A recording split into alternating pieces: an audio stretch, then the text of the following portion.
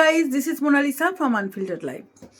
আজকে তোমাদেরকে আমি এই ভিডিওতে শেয়ার করব যে আমি সারাদিন আমার বজরংদের সাথে কিভাবে কাটাই এবং বজরংরা কীরকমভাবে কে কীরকম আবদার আমার কাছে করে সমস্তটা তোমাদের সাথে শেয়ার করব। তার সাথে কিছু ইম্পর্টেন্স কথা বলবো। শুনতে থাকো ভিডিওটা। প্রথম কথা, প্রথমেই যেটা বলবো, তোমরা আমাকে যতটুকু চিনেছো, আশা করি তোমরা আমাকে বুঝতে পেরেছো যে আমি কি ধরনের মানুষ। আমি মানে সত্যি কথা বলতে আমার জীবনে আমার যত বছর আমি পৃথিবীতে কাটিয়েছি সেই তত বছরের জীবনযাপনটা আর মধ্যে আমি মানুষের থেকে প্রচুর প্রচুর বিশ্বাসঘাতকতা শব্দটা কি, এই ওয়ার্ডটার সংজ্ঞাটা, প্রকৃত সংজ্ঞাটা মানুষ আমাকে বুঝিয়ে দিয়েছে। ঠিক যেরকম মানুষ আমাকে এই ওয়ার্ডটার সংজ্ঞা বুঝিয়েছে, তেমনি আবার কিছু মানুষ আমাকে প্রচুর ভালোবাসা দিয়ে ভালোবাসা ওয়ার্ডটার সংজ্ঞাও বুঝিয়েছে এবং আমাকে দুহাত বাড়িয়ে আগলে জড়িয়ে নিয়েছে।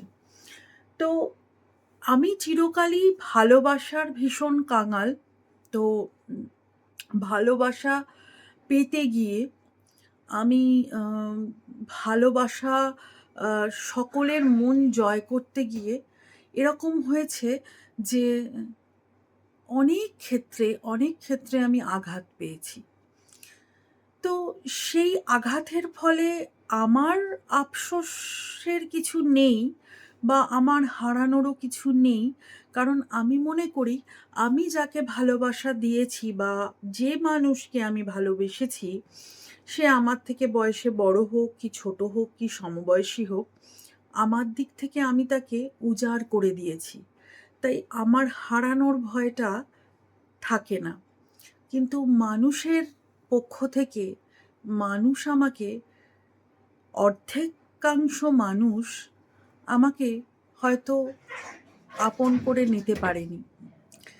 সেখানে আমি আমাকেই হয়তো দোষী করব, হয়তো আমি তাদের ভালোবাসা পাওয়ার যোগ্য নই।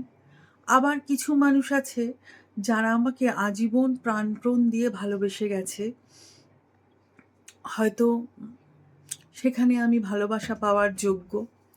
যেমন তোমাদের সাথে একটি কথা শেয়ার করি, আমার ফেসবুক প্রোফাইলে আমার অনেক দাদা আছেন যারা বয়স্ক, যাদেরকে আমি দাদা বলি, এবং তারা কিন্তু আমাকে বোন বলে ডাকেন এবং আমাকে নিজের মেয়ের মতো ভালোবাসে। তাদের সাথে ফেসবুকেই আলাপ এবং তারা আমার লেখা প্রচণ্ড ভালোবাসেন। তো সেই সকল দাদাদের মধ্যে, মানে তারা আমার বাবার বয়সী, আমার জেঠুর বয়সী এইরকম হবে, কিন্তু আমি তাদের দাদা বলি। তারা আমাকে বোন বলে, মা বলে, তুই বলে। তাদের মধ্যে একজন দাদা গত 1 মাস ধরে আমি দেখছি অনলাইন নেই। আমার কাছে ফোন নাম্বার আছে, আমি ফোন করছি কিন্তু ওই ফোনে কেউ ধরছে না। আমি মেসেজও করেছি। খুব চিন্তা হচ্ছে দাদাকে নিয়ে। দাদার বয়স হয়েছে, আশা করি ঠাকুর দাদাকে ভালো রাখবে, সেটা নিয়েও খুব চিন্তা করছি। এই দাদা আমাকে পাগলের মতো ভালোবাসে, স্নেহ করে নিজের মেয়ের মতো এবং বলে যে তুই আমার ছোট মেয়ে, আমার 2 ছেলে আছে আর তুই আমার ছোট মেয়ে।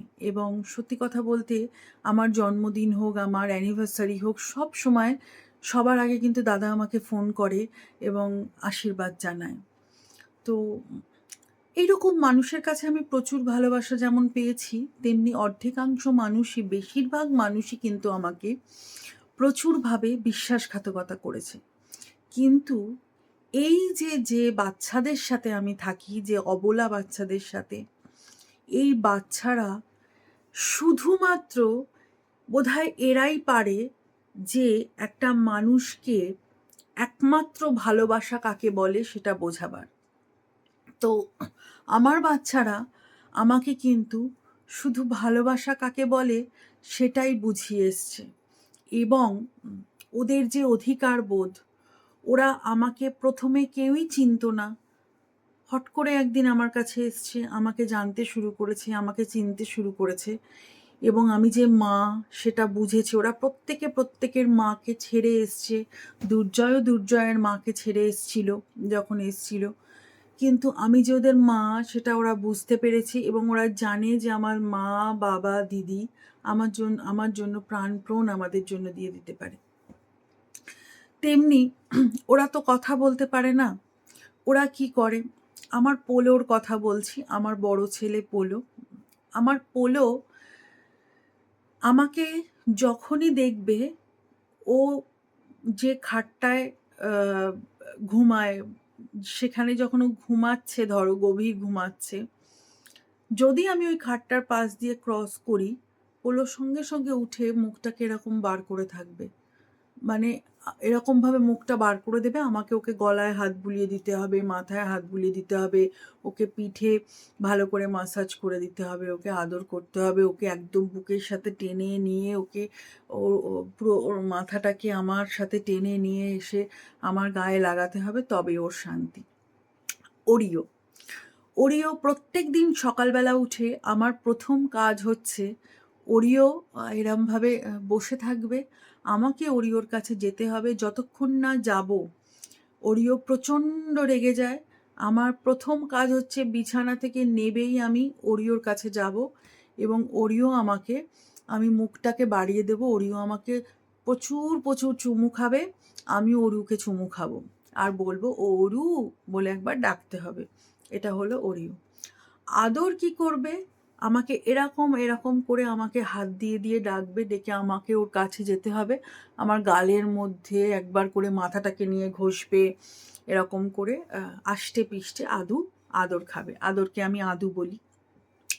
এবার হচ্ছে মোমো কিন্তু আমি যখন শুয়ে থাকবো তখন লাফিয়ে বিছানার মধ্যে উঠে যায় এবং উঠে গিয়ে এরকম মাথা ঢুসিয়ে আমার, যেহেতু এসি চলে, একটা চাদর আমরা গায়ে দিয়ে শুই, ওই চাদরটাকে মুখ দিয়ে খুলে চাদরটাকে ঠেলে সরিয়ে মাথা ঢুসিয়ে আমার হাতের মধ্যে ঢুকে শুয়ে পড়বে। এটা ভোরবেলায় করে। ওর পাপা যখন অ্যালার্ম বাজে, পাপা ওঠে আর সেই সময় মোমো ঢুকে বিছানায় ঢুকে পড়ে আমাকে জড়িয়ে ধরে শুয়ে পড়বে। গুরুজি, গল্পর প্রথম কাজ কি? গল্পর প্রথম কাজ হচ্ছে সকালবেলা হবে এবং গল্প কিন্তু আমার মাথার বালিশের উপরে, ফ্ল্যাট থেকে বেরিয়ে মাথার বালিশের উপরে বসে আমার কপালে ভালো করে চাটুপুটু করে আদর করে দেবে আর ছোট্ট হাতটা দিয়ে না আমার মাথায় হাত বুলিয়ে দেয় গল্প। আমার যেন মনে হয় যে গল্প আমাকে আশীর্বাদ করছে কোনোভাবে। তো এই পাওয়াগুলো না ভীষণ একটা, মানে কি বলবো, এই পাওয়াগুলোর কোনো শেষ হয় না। এই পাওয়াগুলোর লোভ যেন বারবার মানে বেড়ে যেতেই থাকে। আচ্ছা, দুর্জয়ের কথা বলি। দুর্জয় আমার মাথার ঠিক আমার আর আমার মেয়ের মাথার মানে পাশে সাইডে মাঝখানটায় দুর্জয় আর গনশা শোয়। গনশু এসে আমার কপালের উপরে মুখ দিয়ে বসে পড়বে আমি যেই একটু উঠবো করবো ঘুম থেকে, আর দুর্জয় এসে আমার হাতের উপরে শুয়ে আমাকে আর একদিক দিয়ে জড়িয়ে ধরবে, একদিক দিয়ে মোমো, একদিক দিয়ে দুর্জয়, আর গনশু আমার মাথার উপরে একদিকে গল্প মাথায় হাত বুলিয়ে দেবে, মাথা চাটুপুটু করবে, আর গনশু এসে এরমভাবে মাথার উপরে মুখ দিয়ে বা এই ঘাড়ে কাছটা মুখ দিয়ে বসে থাকবে। আদ্যা কি করবে? আদ্যা আমার আর আমার মেয়ের মাঝখানে শোয়, ঠিক দুর্জয় আর গনশার পায়ের নিচটায় শোয়, মানে ওই রোটা ধরে ওরা সবাই পরপর শুয়ে থাকে লম্বা হয়ে। আদ্যা কি করবে? আদ্যা আমাকে এরমভাবে হাত পা স্ট্রেচ করে ঠেলবে আর মাথা দিয়ে ঢুসিয়ে আমাকে এসে আমার কাছে খুব আদর খাবে। আর যদি আমি প্রচণ্ড অঘরে ঘুমাই, মানে আদ্যাকে আমাকে মাথায় হাত বুলিয়ে দিতে হবে, যদি আমি মাথায় হাত বুলিয়ে না দেবো আমার পাটা এসে কুটুস করে কামড়াবে। আর ছোটো মামা কি করে? হুঙ্কু করে হচ্ছে সারা রাত আমার পাটাকে বালিশ করে পায়ের ওপর মাথা দিয়ে শুয়ে থাকবে সারাটা রাত। হুঙ্কু তো আমাদের সাথেই বিছানায় শোয়ে, আদ্যা, গনশা, তারপরে দুর্জয়, হুঙ্কু, গোপলা, গল্প, এরা তো আমাদের সাথেই শোয়ে। আর গোপলা কি করবে? আমার আর পাপার মাঝখানে এসে দুজনের মাঝখানে একেবারে হাত পা ছড়িয়ে একটা হাত পাপার গায়ে একটা হাত আমার গায়ে দিয়ে শুয়ে পড়বে। আর গোপলা নতুন একটা জিনিস শিখেছে। আমরা যখন বসে থাকবো ৩ জনে, আমাদের ৩ জনের কাছে এসে না এরকম করে মুখটা বাড়িয়ে দেবে। আমরাও যেই মুখটা বাড়াবো একটুখানি চাটুপুটু করে দেবে। ও কিন্তু ওটা পুরো ৩ জনকেই ঘুরে, ঘুরে গিয়ে ব্যাপারটা করবে। এবার বাকিরাও পাপা, দিদিভাইয়ের সাথেও এরকম অনেক কিছু ওদের ঘটনা আছে। সেগুলো সব বলবো আস্তে, আস্তে। আজকে আমার কথাটাই বলছি। তো এবার তারপরে হলো আ তে তেজাস, তজু। তজু ও, ও, ও, ও করে একটা গান গেয়ে আমাকে ডাকবে, গুড মর্নিং বলবে। আমাকে তজুকে জড়িয়ে ধরে ভাই বলে একটা জড়িয়ে ধরে ভাইটা আমাকে এরমভাবে ভাই বলে চেঁচিয়ে বলতেই হবে। নাহলে কিন্তু হবে না। ওই ভাই বলে চেঁচিয়ে জড়িয়ে ধরতে হবে। তজু আমার ২ কাঁধে হাত রাখবে, রেখে আমাকে জড়িয়ে ধরবে। আর গর্ব কি করবে? আমি যেই বসে চা খাবো, আমার হাতের কনুইটা ধরে, এরকম হাতের কনুই বলবো না, রিস্টটাকে ধরে এরকম মামামের হ্যান্ড পিস খাওয়ার মতো মুখের মধ্যে ধরে, তোমরা দেখেছো ভিডিওতে, শর্টস দিয়েছি আগে, ওই হ্যান্ড পিস খাওয়ার মতো মুখে ধরে, হাতটাকে ধরে সমানে টেনে আমার হাতের তলা দিয়ে মুখটাকে ঢুকিয়ে কোলের মধ্যে ভালো করে আদর টাদর খেয়ে, মানে একদম আষ্টে পিষ্টে যাকে বলে আদর খাওয়া, সেরকম খেয়ে নেবে। তো আশা করি কাউকে বাদ দিলাম না। এবার বলি আমাদের ঘন্টুর কথা। ঘন্টু আমাকে দেখলেই ২ পা দিয়ে ধরে দাঁড়িয়ে পড়বে। ঘন্টু আর তজু এই জিনিসটা খুব করে। আর আমার যেহেতু পায়ে ব্যথা, সারাক্ষণ আমি ভয় পাই। কিন্তু এখন অনেকটাই আমি মানে সামলে চলি। তো ঘন্টুকে আমার হাত ধরে এরমভাবে খেলা করতে হবে, হাত ধরে নাচানাচি করাতে হবে, ঘন্টুকে গাল দিতে হবে বাড়িয়ে, ঘন্টু আমাকে চুমু খাবে, এইসব চলবে। আর মাদল কি করবে, আমার ম্যাও বেড়ালদের মধ্যে বলছি, মাদল আমি ১ পা এগোবো, মাদল আমার পায়ের সাথে, সাথে আরেক পা এগোবে। পায়ের মধ্যে মাথা দিয়ে ঢুসোবে। মাদলকে যখনই মানে আমাকে কোলে নিতে হবে। এবার কোলে নিলাম মাদলকে, কোলে নিলে মাদল, এবার আমার তো নিচু হতে একটু অসুবিধা হয়। তাও কি করব, বেচারা বাচ্চাটা চাইছে, কোলে যেই নেব কর, কর করে একটা গলাতে আওয়াজ করবে। এবার ধরো ঢোলক এসছে, ঢোলক আর লেবুকে যেই আদর করতে যাব, মাদল লাফিয়ে গিয়ে ওখানটায় গিয়ে দাঁড়িয়ে পড়বে। মানে ওদেরকে কিছুতেই আদর করতে দেবে না। আর ঢোলক বুড়ি হচ্ছে আদর খাবে কিরকম বলো তো? ওকে একবার করে আমি মাথায় হাত বোলাবো আর ও আমাকে চারদিক দিয়ে গোল হয়ে প্রদক্ষিণ করবে। এটা হচ্ছে আমার ঢোলক বুড়ি। আর লেবু বুড়ি হচ্ছে যখন মাথাটাকে এরম করে পেতে এরম করে একবার তাকিয়ে থাকবে, একটু ভীতুও, তাকিয়ে থাকবে। এরকম করে লেবু বুড়ি আদর খায়। তো এইসব নিয়েই, তো এই যে ওদের কাছ থেকে যে পাওয়াটা, হ্যাঁ, দেখো একটা পয়সা দিয়ে কেনা দামি উপহার বা একটা উপহার যেটার অনেক মূল্য দিয়ে কেনা, বা যে উপহারটা ভীষণ কস্টলি, আমি বলতে চাইছি সোনা দানাই বলো বা যা খুশি বলো, তার থেকে, বা একটা ভালো দামি শাড়ি বলো, একটা দামি গাড়ি বলো, একটা বাড়ি বলো, তার থেকে না আমার কাছে এই যে ছোট, ছোট ভালো লাগাগুলো, এদের যে ভালোবাসাগুলো, এদের যে আমাকে জড়িয়ে আঁকড়ে ধরে ভালোবাসাগুলো, এগুলোর মূল্য না আমার কাছে অনেক বেশি। এগুলো সব মানুষ বোঝে না। উম এগুলোর মূল্য এবং ওদের ওই চোখের ভাষা, হ্যাঁ? এগুলো আমাদের কাছে অনেক, অনেক মূল্য। যেমন আজকে আমাকে একজন জিজ্ঞাসা করছিল, আমি আজকে দুপুরবেলা একটু বেরিয়েছিলাম। তো আমাকে বলছিল যে, আপনারা তো তাহলে বাইরে বেড়াতে যেতে কখনো পারেন না, দূরে কোথাও? তখন আমার মেয়ে ছিল আমার সাথে। আমার মেয়ে ফট করে পাশ থেকে বলল যে, না, ভদ্রলোক বলল যে, "আপনাদের তো এতগুলো বাচ্চা আছে, তাহলে আপনারা তো বাইরে কোথাও বেড়াতে যেতে পারেন না।" তখন ফট করে আমার মেয়ে পাশ থেকে বলে উঠল যে, আম উম "আঙ্কেল, আমাদের আমার ভাইদের চোখের দিকে তাকালেই আমাদের গোটা বিশ্ব ভ্রমণ করা হয়ে যায়। আমাদের অন্য কোথাও যাওয়ার প্রয়োজন পড়ে না।" আমি জাস্ট আমার মেয়ের দিকে তাকালাম আর এত প্রাউড ফিল করলাম যে, নাহ, ঠিক শিক্ষায় বড় করছি মেয়েকে। সত্যি কথাই তাই। আমাদের দূরে কোথাও যাওয়ার প্রয়োজন পড়ে না। অনেকে এটা নিয়ে চিন্তিত হয় যে, বাবা ওরা কোথাও বেড়াতে যাচ্ছে না, কেন যাচ্ছে না? দেখুন, আমি মনে করি যে আমার ছেলেদের যে জীবনযাপনের সময়সীমাটা, সেই জীবনযাপনের সময়সীমার মধ্যে আমি নাই বা গেলাম ঘুরতে পৃথিবীর, আমি অন্য একটা ভালো জায়গায় ঘুরতে গেলাম, কি হবে? সেখানে একটা হয় বরফের পাহাড় দেখব, বরফ দেখব, প্রচুর পয়সা খরচা করব, একটা ভালো রিসোর্টে থাকবো, এইসব করব। কিন্তু এর থেকে তো আমার কাছে সবথেকে দামি হচ্ছে আমার বাচ্চাদের সাথে কাটানো সময়গুলো। আমি তো ওইখানে গিয়ে টিকতে পারবো না আমার বাচ্চারা কি করছে ভেবে। আমি একদিনের জন্য দীঘা গেছি, সেটাই দেখেছো তোমরা আমি কিরকম পাগলের মতো করছি। হুম। তো আমরা যেমন ডিসাইডই করে নিয়েছি যে আমার মেয়ে কোথাও বেড়াতে গেলে আমার বাবা-মার সাথে যাবে। আর আমরা বেড়াতে গেলে আমরা আলাদা যাবো। আমার বাবা-মা এসে আমার মেয়ের কাছে, বাচ্চাদের কাছে থাকবে। এটা আমরা ঠিকই করে নিয়েছি। কিন্তু আমার আর আমার হাসব্যান্ডের বেড়াতে যাওয়ার মধ্যে হয়তো ওই ১-২ দিনই থাকবে। মানে আমরা এর বাইরে বেশি ২-৩ দিন থাকতে পারবো না। মেয়েকে বাবা-মার সাথে পাঠাবো। কারণ ও তো ছোট।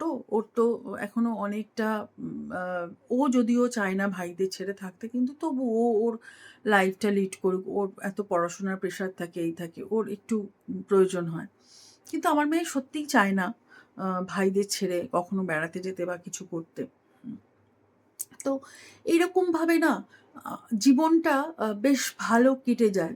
মানে আমার বাচ্চারা আমাদের লাইফে আসার আগে বলছি, মানে জীবনটা না ভালো কাটতো না। মানুষের কটু কথা, মানুষের বাজে ব্যবহার, মানুষের পেছনে লাগা, এই ব্যাপারগুলো না খুব মানে জীবনটাকে খুব শেষ করে দিত। কিন্তু যবে থেকে আমার বাচ্চারা আমাদের কাছে এসছে, তবে থেকে না মনটা আ যেন সত্যি কোথাও গিয়ে সবসময় আমরা হ্যাপি থাকি এবং ভালো থাকি। তো কালকে আমার হাসব্যান্ডকে বলছিলাম, মাঝে মধ্যে যখন বাচ্চাদের নিয়ে খুব চিন্তা হয়, ওকে বলছিলাম যে চিন্তা হয় ওদের জন্য মাঝে, মাঝে। তো আমার হাসব্যান্ড বলছে, "আজকে তোমাকে কে উপহারটা এসে দিয়ে গেল? তোমাকে সেদিনকে কে এসে উপহারটা দিয়ে গেছে?" আমি বললাম, "বজু ভাই।" বলল, "তাহলে যে দিয়ে গেছে সেই তোমার বাচ্চাদেরকে দেখে রাখবে। সে তুমি বাচ্চাদেরকে ভালো রাখো, সে খুশি হয়েই তো তোমাকে উপহারটা দিয়ে গেছে গাছটা। তো তোমার বজু ভাই তোমার বাচ্চাদেরকে তোমার বজু ভাই দেখে রাখবে।" আজকে দেখো, আদ্যাকে যেদিন আমি রেস্কিউ করার জন্য বসেছিলাম, সেদিন ওর ওই চোখের ভাষাটা, ওর ওই কষ্টটা আমি যেভাবে ফিল করেছি না, তোমরা ভাবতে পারবে না। ও না তখন বুঝে নিয়েছিল, ও তো বুঝতে পারেনি যে আমি ওকে ১ম টা তো বুঝতে পারেনি যে আমি ওকে সুস্থ করার জন্য পাঠাচ্ছি। কিন্তু ও তখন এমনভাবেই বসেছিল যে ও নিজেকে ভেবেই নিয়েছিল যে ও আর বেশিক্ষণ পৃথিবীতে থাকতে পারবে না। কিন্তু সেই আদ্যাকে যেদিন আমি ফেরাতে নিয়ে এলাম, যেদিনকে হসপিটাল থেকে ছাড়লো, গাড়ি করে নিয়ে এলো, সেদিনকে ওর যে আমাকে দেখে উল্লাস, ওর যে আনন্দ, সেটা আমাকে না অনেকটা আনন্দ দিয়েছিল। এবং সেদিন কিন্তু ও বুঝতে পেরেছিল যে এই মায়ের জন্য আমি প্রাণ ফিরে পেলাম।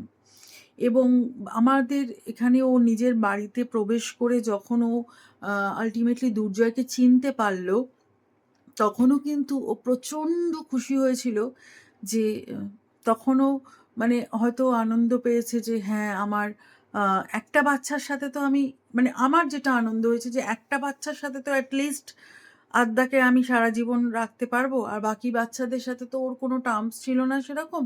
বাকি বাচ্চারা মাংসের দোকানে ভালোভাবেই বড় হচ্ছে।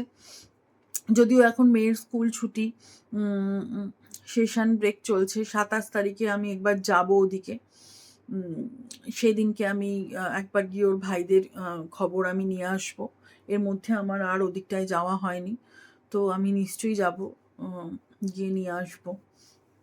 আরেকটা কথা বলছি, মানুষ প্রজাতিটা এমন জিনিস যে তোমার সামনে এক, তোমার আড়ালে এক।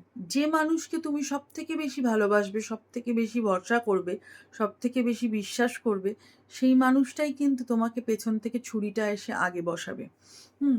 আর যে মানুষের তুমি উপকার করতে যাচ্ছ, যে মানুষকে তুমি সত্যিই ভালো রাখছো, সেই মানুষ কিন্তু তোমাকে বোঝার আগে অন্য একজনকে বুঝবে, যে কিনা তাকে পেছন থেকে ছুরিটা মারবে। তোমার ভালোটা কিন্তু বুঝবে না। তো এই জন্য আমি ঠকে না, আমার এখন কোনো মানুষের জন্য আমার আর সত্যি কথা বলছি, আমি ভাবি না। মানে আমি ওই আগ বাড়িয়ে যে বন্ধুত্বটা, সেটা আমি আর মানুষের সাথে করতে যাই না। কেউ আমার সাথে কথা বললে আমাকে ভালোবাসলে আমি নিশ্চয়ই তাকেও আমি ভালোবাসি, তার সাথেও আমি কথা বলি, ভালো করেই কথা বলি। ধরো এই যে তোমরা যারা আমাকে ভালোবাসো, তোমরা যারা আমাকে কমেন্টস করো, ভালোবেসে কমেন্টস করো, আমি বিশ্বাস করো আমি তোমাদের কাউকে চোখে দেখিনি, কিন্তু আমি তোমাদেরকে সত্যিই অন্তর থেকে ভালোবাসি। কারণ এটা আমার স্বভাব, আমি ভালোবাসি। কিন্তু এরকম আমি আগে অনেক অনেক আমি ভালোবেসে ঠকেছি। সেই জন্য এখন কোথাও গিয়ে না একটু সরে আসি, যে নিজেকে ভালো রাখার জন্য। কারণ ঠকলে না নিজের সবথেকে বেশি কষ্টটা হয় গো, সবথেকে বেশি কষ্টটা নিজের হয়। কিন্তু যখন দেখি যে না আমার এই বাচ্চাদের সাথে আমি ভালো আছি, তখন মনে হয় কি আহ, যে না এই পথটাই আমাকে সুখ দিতে পারবে একমাত্র। কারণ একমাত্র অবলা সেক্টরটা, এরা কিন্তু কোনো দোষের ভাগিদার হয় না, এদের সমস্তটা গুণ দিয়ে ভরা। আমি তোমাদেরকে একটা কথা বলতে পারি, দেখো আমরা প্রত্যেকেই রক্ত মাংসে গড়া মানুষ, প্রত্যেকের জীবনে অনেক দুঃখ আছে, অনেক কষ্ট আছে। বিশ্বাস করো, তোমরা আমাকে বিশ্বাস করো, একবার আমাকে ভরসা করে তোমরা একটু এই অবলা প্রাণগুলোকে রাখো নিজের কাছে, এদেরকে ভালোবাসো। দেখবে তোমাদের যে দুঃখ কষ্ট যা যা ছিল সমস্তটা না কোথাও উধাও হয়ে গেছে, এবং মনের দিক দিয়ে তুমি অনেকটা শক্ত এবং শক্তিশালী হতে পেরেছো। আর জীবনে বন্ধু, আমি শুনেছি যে সৎসঙ্গে স্বর্গবাস, অসৎসঙ্গে নরকবাস। বন্ধু তুমি কিন্তু খুব কম পাবে যারা ভালোবেসে তোমার পাশে থাকবে। বেশিরভাগ বন্ধুই কিন্তু ছুরি দিয়ে পেছনে চলে যাবে। তো বন্ধু যদি ভালো বলতে চাও, তাহলে কিন্তু একমাত্র এই অবলা প্রাণগুলোই ভালো বন্ধু হতে পারে। এদের থেকে ভালো বন্ধু কিন্তু আমার মনে হয় না পৃথিবীতে আর কেউ হতে পারে বলে। তো যাই হোক, আজকে বাচ্চাদেরকে নিয়ে আলোচনা করলাম। তোমরা ওদের কথা জানতে চাও, মনে হচ্ছিল যে তোমাদেরকে সবাইকে বলি যে ওরা কি করে, কিভাবে আমার সাথে কাটায়, আমি কিভাবে কাটাই। আমার এইভাবেই হেসে খেলে ওদের সাথে আনন্দের সাথে কেটে যায় গো। এভাবেই ভালো থাকি, আনন্দে থাকবার চেষ্টা করি। তোমরাও ভালো থেকো, আনন্দে থেকো, আর অনেক অনেক লাভ ইউ। খুব ভালো থেকো, অনেক অনেক ভালোবাসা রইল। টাটা।